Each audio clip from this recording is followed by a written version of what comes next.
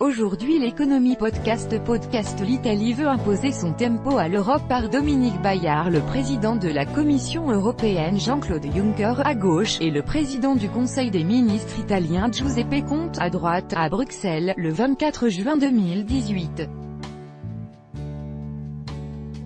Reuters, Geert Vanden Winninghart. Le président Emmanuel Macron espérait enfin lancer le chantier des réformes de la zone euro, mais l'irruption d'un gouvernement populiste et eurosceptique en Italie bouleverse ses projets. Au sommet européen qui se tient aujourd'hui et demain à Bruxelles, Rome jouera sa propre partition.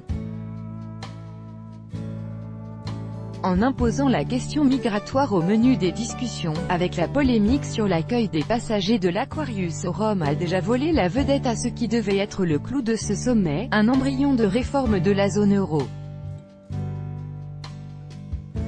À cette déconvenue pour le président Macron s'en ajoute une deuxième infligée par l'Italie. L'attelage formé par la Ligue et le mouvement 5 étoiles veut rompre avec la ligne bruxello-compatible du gouvernement précédent et entend bien défendre sa vision italo-italienne, nationaliste, des réformes. Giuseppe Conte, le président du Conseil, est-il favorable à la création d'un budget de la zone euro? Mais pas à n'importe quel prix.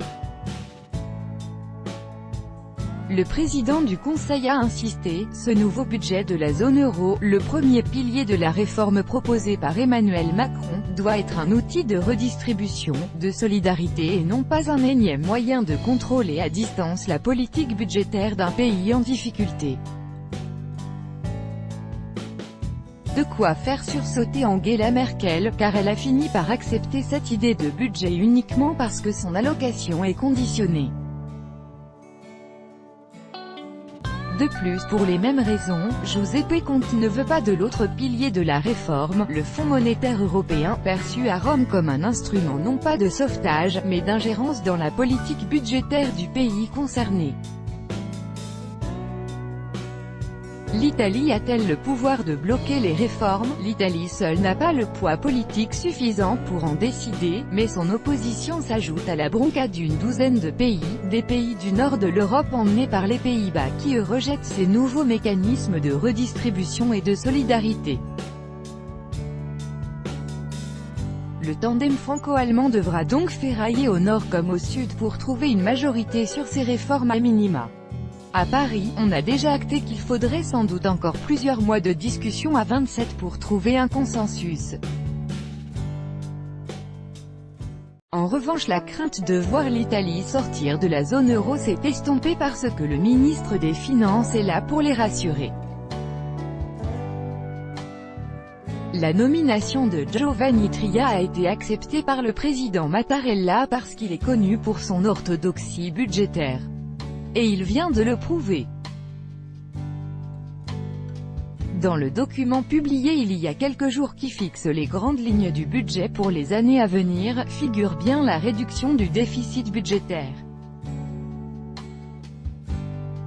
Le gouvernement devra maintenant démontrer qu'il peut tenir ses engagements européens alors que la Ligue veut réduire les impôts et le mouvement 5 étoiles veut, lui, augmenter les dépenses. Verdict à l'automne, quand ils devront établir leur premier budget, les marchés comme leurs alliés de la zone euro suivront de près ce premier moment de vérité pour les populistes italiens. Sur le même sujet football fair play financier, l'AC Milan exclut de la prochaine Ligue Europa en savoir plus migrants le Marsk avec 108 migrants débarquant en Italie, le Lifeline attendu à Malte en savoir plus UE, Libye le plan de Matteo Salvini sur les migrants en savoir plus archive 1, 2, 3. Suivant, dernier, Mexique, les piètres performances de l'économie un enjeu de la présidentielle. Au Mexique, l'élection présidentielle prévue dimanche pourrait donner la victoire au candidat historique de la gauche.